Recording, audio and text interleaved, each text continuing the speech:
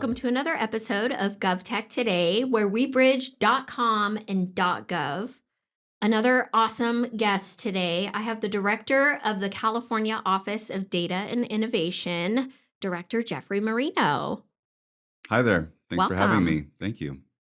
So, Jeffery, tell us a little bit about yourself and your journey in government that brought you to where you are today. Sure. I'm a lifelong Californian, so I love California. I've lived up and down the state, going to different colleges. I went all the way up to Humboldt for my undergrad, and then was in Santa Cruz for a while, Los Angeles native. And I have a background in startups, technology, and data, mostly data analysis and then data journalism. And so that was really a focus on bringing the two skills together of being able to do sort of the data analytics work and then also tell a story with that data. And a colleague of mine invited me in 2020 to volunteer during the COVID-19 crisis. Because there was a lot of data issues that the state was dealing with at that time. No, you don't say. You don't say. Yeah. And so, and it was really perfect for my skill set at the time because there were plenty of data on case rates, hospitalizations, bed openings, and all of that good stuff, all of the public health stuff. But the governor had very little data on the impact of policy decisions or how to make data-driven policy decisions. And there were a ton of policy decisions happening at the time about opening restaurants, closing restaurants. You had I think the blueprint for recovery, Yep. if I recall correctly. Yep. And so we were working on that difficult data problem, which was sort of tracking the stay-at-home order, tracking, believe it or not, social distancing and whether or not people were doing that. We were looking at masking. And then also doing some work on sort of the impact for the economy and whether or not folks were still able to. We actually did a lot of sentiment analysis. So we were also asking folks, how are you doing? Which was my favorite and most inspiring part of that work. And probably a little alarming to those people, right? Like, since when does government ask you how you're doing? It's like, what? Am I in trouble? What do you need something from me? Like, what's going on? Totally. What were sort of the reactions when you came to them with sort of this new kind of perspective? You know, it was part of my first experience in government, which blew me away that it was possible to do that kind of work in government, Yeah. which is why I'm still here. And then it actually follows all the way through to the Engage California work we're doing today. But at that time, we had the idea of putting digital surveys on the state's top 10 most trafficked websites. And the DMV, EDD, on and on, those websites get millions and millions of page views every week, Yep. right? It's web traffic that any private sector it's attention that private sector companies would kill for. And we were like, you're not using this attention to get what you need, right? So the direct answer to your question is people were really engaged. We got a ton of feedback. We got really honest answers, detailed responses about what folks were suffering from, what they needed, what was hard to get. And it actually really informed a lot of policy decisions. All of the information went into a daily briefing book that we sent up to the governor's office and across leadership in the administration. And so there was a time where it was like a 12-hour job every day. And we would start in the morning, we would collect all the data, we would analyze it, we would put the narrative together, and then send it up. So were you able, we talk about data and the processes that are around that data from a technology standpoint, but even just like a workforce standpoint, in order to even use data to inform policy decisions, which is the ultimate goal.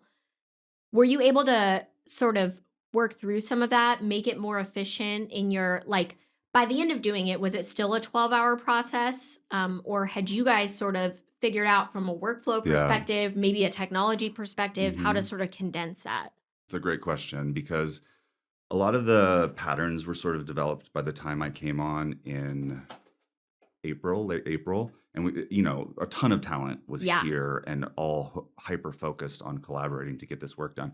But it was very clear that data analytics pipelines didn't exist, Right. right? Like the systems to support it. The systems to support analyzing data and then turning it into insights by which you can make a decision Yeah. is not something that exists regularly within California state government, right? Yeah. Wherever the data might live, it's stored somewhere in order to, in case we need to drag it out to show that we've complied with something. But in terms of, and there's a very specific kind of technology, process, and approach to building out a data analytics pipeline. And that's actually one of the services that ODI offers. So we help departments to build out that capability. And it's a really modular approach Yeah. because you don't need a monolithic data system in order to just gather some data, collect it, and analyze it. And so there's really lightweight ways of doing it that don't require an IT project. And that's one of the services that really was kind of inspired by that early work. So you mentioned ODI, and that's where you are today. Sort of lay the groundwork for what ODI is, why it exists, and sort of what your foundational purpose in government is. Sure. So our mission is to partner with departments to help them improve their service delivery through technology, human-centered design, and data. And we are... You rattled that off really well, by the way. I've said it Like, about I a can tell billion you said it. times. Yes, a bunch.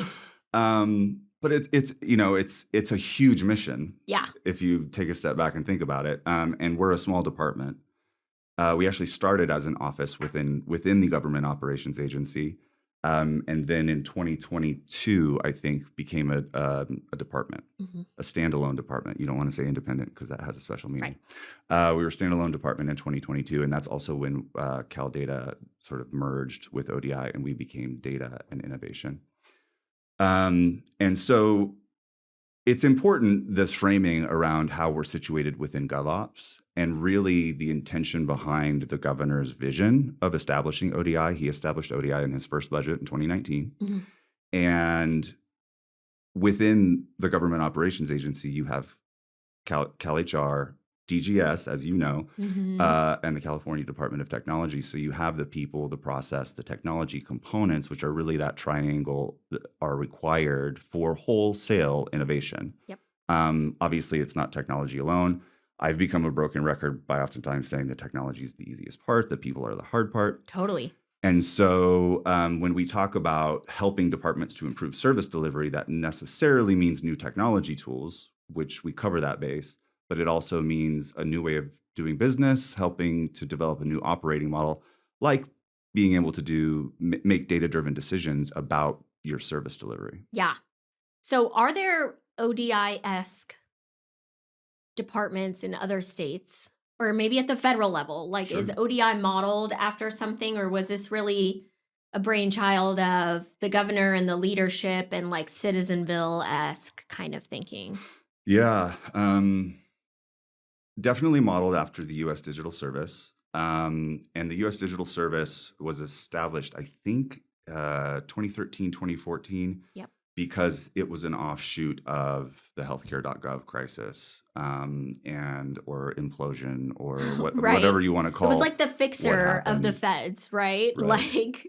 Right. Let's send in this strike team, which has like negative and positive connotations, but let's pull these guys to help us fix this. It does, and it's interesting how that has carried through to there are now, ever since USDS was founded, and then 18F also at the federal level, which is a smaller sort of offshoot of USDS.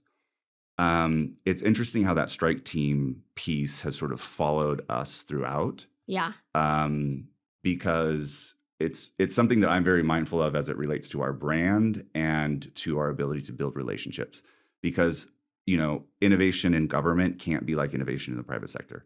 Innovation in the private sector is about disruption. If you have enough venture capital, you can blow up an entire industry. But you need political capital, relationships, partnerships in order to actually make change happen in government. If you just bulldoze in and you're not going to actually find that sustainable change model.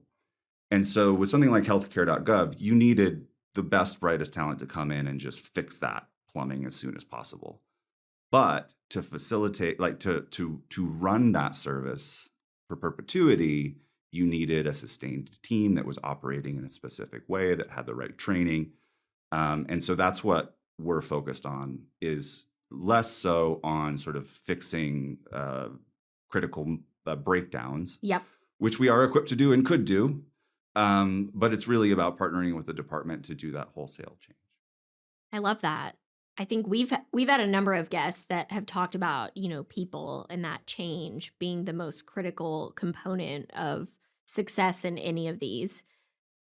When I look at USDS, there's always this sort of tension between the vendor community and USDS, or like an 18F. I mean, honestly, some of these big consultancies almost see them as a competitor, and a competitor with maybe an unfair advantage, because it's like you don't have to go through procurement process. You can just call 18F, or you can just call ODI, or you could put it out to bid, go through a bunch of analysis, jump through all these hurdles, and hire, a consulting firm to come in and potentially operate your stuff in perpetuity forever, which is also not a great look, but it Yeah. happens.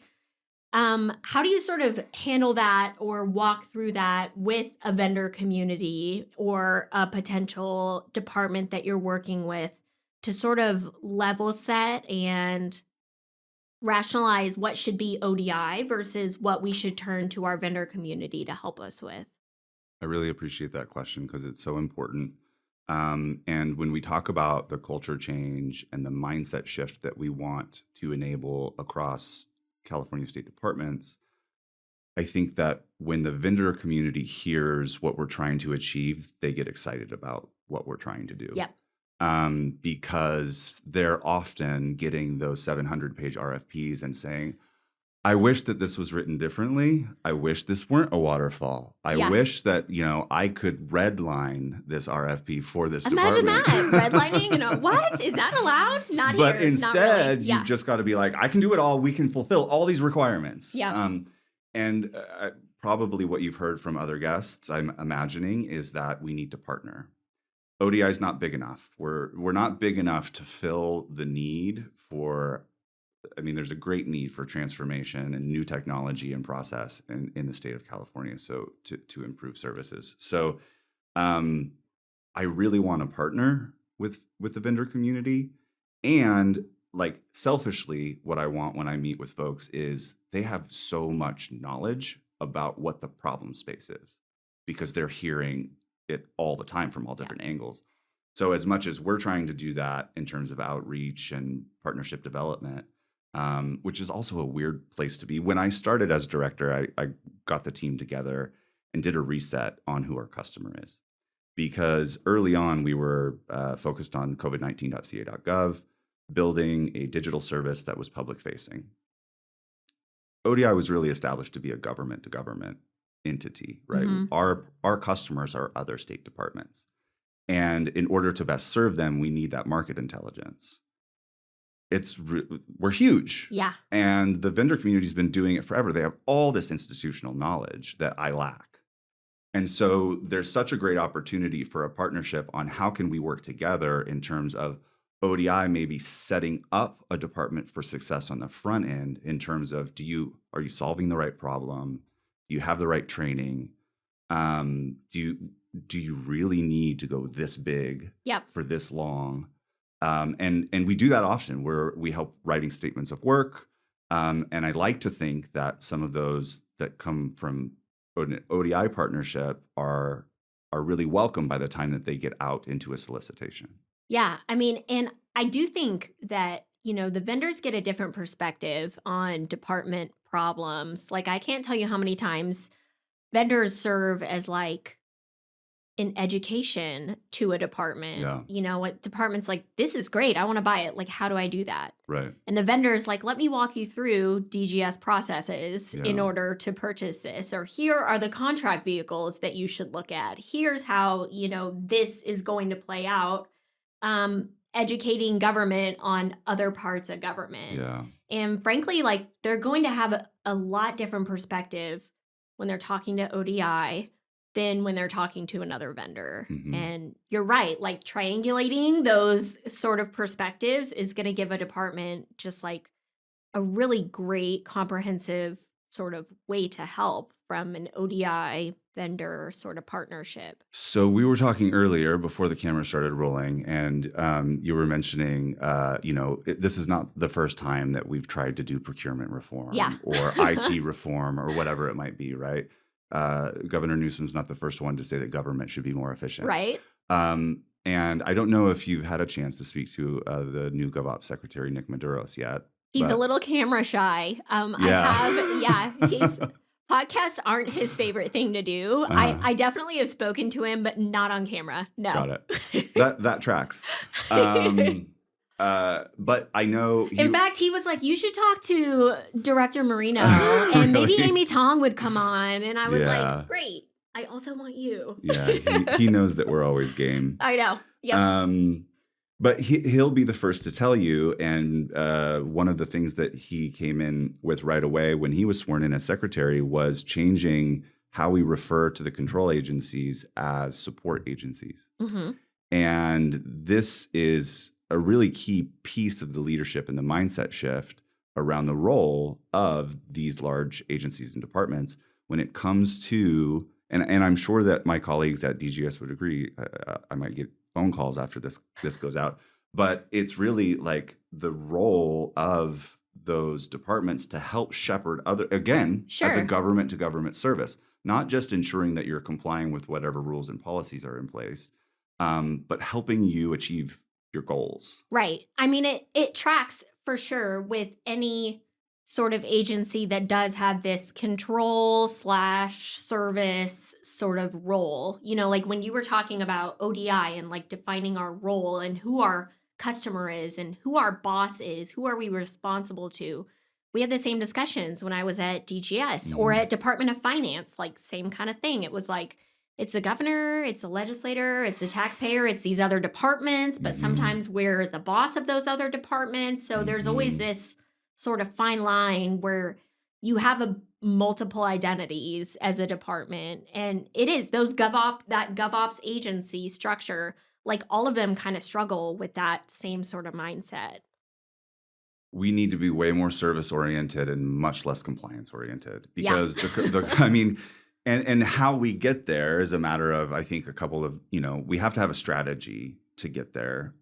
We also have to have the right leadership in place. And it's really inspiring to have Nick and Amy where they are Yep. because they get it and they're on that same path. And so it's also really incredible, like how deep the bureaucracy runs. And the state of California, I mean, we are the government of the state of California is either the largest employer of Californians or the second largest Yeah. employer of Yep. Californians at any given time, Yep. right?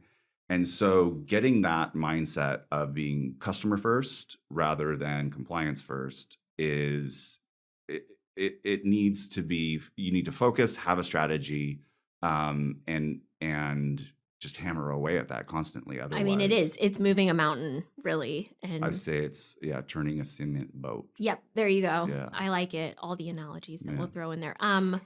Well, talk to me a little bit about speaking of that and hearing from all levels of Hmm. the bureaucracy, not in a negative way, in a positive word bureaucracy.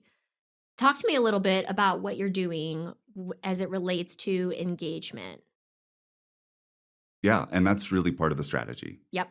And so we've launched the Engage California program. We launched that at the beginning of this year. And then in addition to that, I think it's sort of parallel effort is also our Innovation Fellows program.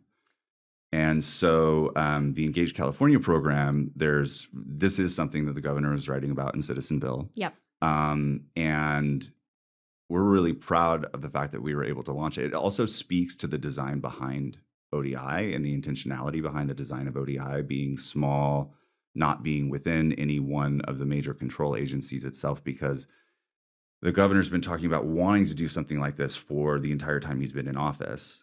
But it's been really difficult to pull off because every other department has a policy mandate. whereas ODI can be flexible and nimble and be like, oh, you want that? We'll figure it out.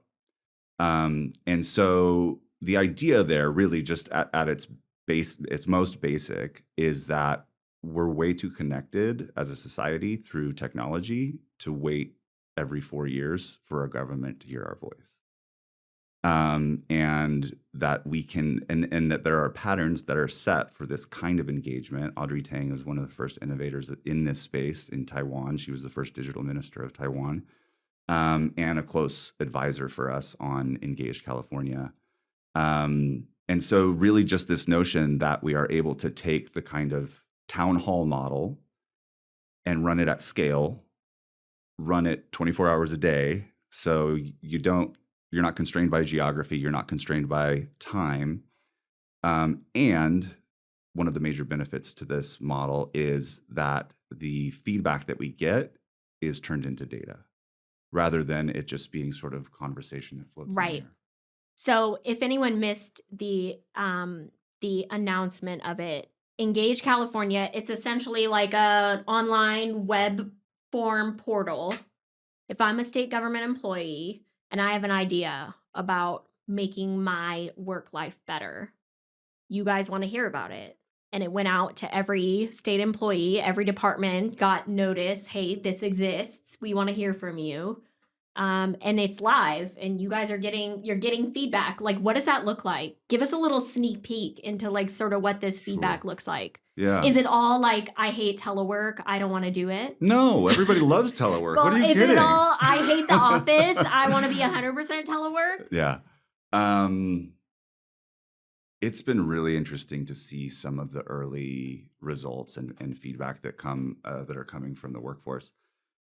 The way that we designed it was specifically as part of the governor's efficiency initiative. Mm-hmm. And Engage California goes beyond just engaging with the state workforce, but we deployed the program in the service of this, the Efficiencies Executive Order. And the way that we set that engagement up was to gather ideas. And we said, state employees are experts in what's not working in government because they have to deal with it every day of their lives. Yep. Many of them have also found workarounds and hacks that they're already putting into place that might not be standard operating procedure, but maybe we could adopt and actually make into a new operating procedure. And so we were thinking that we would hear like, this very specific thing is bothering me in my job, and here's how you ought to fix it. Some of that's coming through, but for the most part, what we're hearing is like this overwhelming frustration with the culture, overwhelming frustration with the compliance culture, a sense of alienation from their work, which is not surprising in a large bureaucracy. Yep. Right. And wanting to have access to the best tools and the flexibility to do their job the best way that they can in order to deliver for Californians. Yeah. And they're just telling us about all the things that are standing in their way. It's funny. I lurk on Reddit, on the state workers Reddit. And when this first hit, I was like, this is genius. Like, how come we haven't done this before? Like, this is such a no-brainer. Yeah. But there was a lot of apprehension. And maybe this is just among the people that use Reddit. Like, I could see that happening as well. But it was like, what is this? This is government trying to track me. Like, there's going to be some kind of fallout from this. I'm not putting anything in there associated with my IP address. And so what do you say to people that kind of like have that sort of mindset? I don't blame you.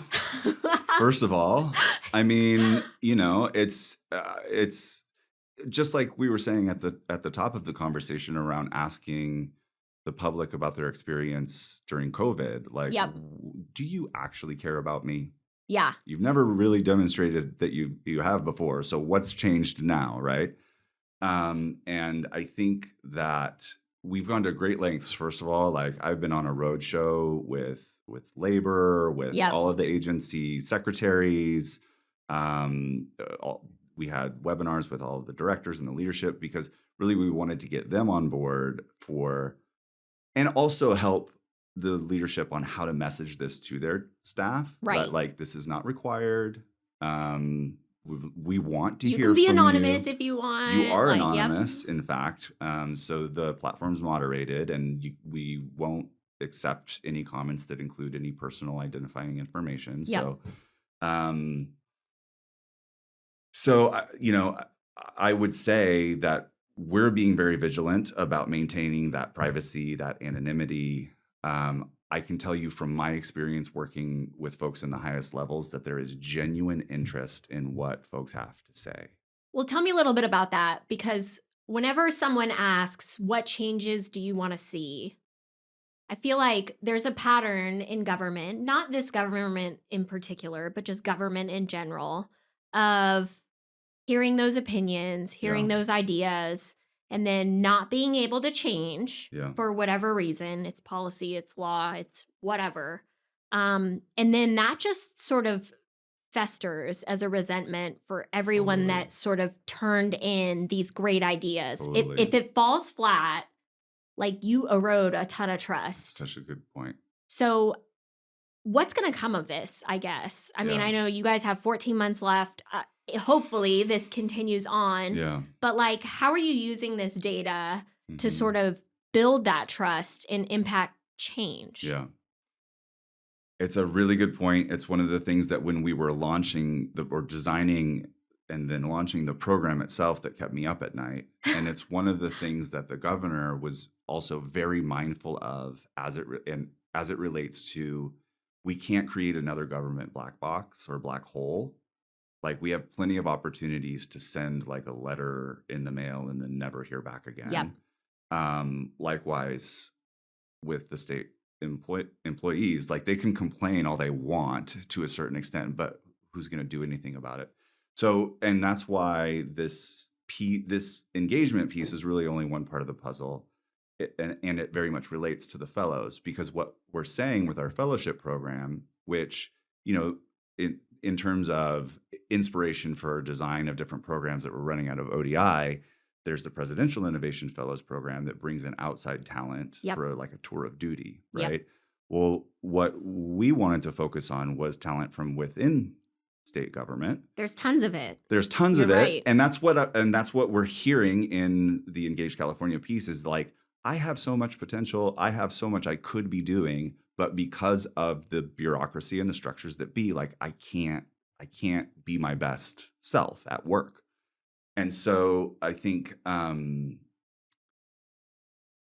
the fellows are working on projects that are inspired by the feedback we're getting from their peers. Oh, I love that. So, I mean, there's a direct line between that data and the work that's being done with the fellows. And so having taking action and showing results is baked into the strategy because you're Good. absolutely right that if we didn't have that part of it, then we would just further erode the trust. Yeah, agreed. I think picking some of those things from the data, and I'm a big fan of data. Like we talk about it all the time here. The data is the data. Like there's no tweaking or, finessing it to get the outcomes that you want. It is what it is when you guys pull those results from what everyone's putting in. So pointing to that, saying like we heard from 3,000 people that making this change, even if it's a change that requires something like, my favorite is when someone's like, well, we can't do that because it would require changing law, changing like running a bill. And I'm like, you guys can run bills. Like you have entire legislatures sitting We over make the there. rules. Why can't we make it change? I was like, Yeah. just because it's statutory doesn't mean you can't change it. I mean, even constitution can be changed. Like there is no change that is too difficult, I think, if you have enough people behind it. But certainly picking those, low-hanging fruit, easy wins, showing some progress quickly so that you are building on that trust of like, wow, I wrote in and this actually changed. Like they are listening. They're Mhm. making these changes because of what I'm telling them. That Mhm. makes me want to give you more. That makes me want to get behind it and throw out some other ideas that may be a little more difficult. I mean, I think I heard you mention that you had Steve Gordon on your show, Yep. and that's one of the brilliant things that he did when he came on. And this by the way, this is in to a certain extent just good business and good leadership. Doing it at scale is a little bit more challenging. Yeah. But Steve's also a machine. And so when he started, like, he visited every single field office. He still visits every single field office, I think annually. Yeah. I might get a phone call about that if I'm wrong. But that was what was so brilliant about his leadership in turning the DMV around, because he went, first of all, to the source of the problems and the experts, which are the folks working at the DMV, Yep.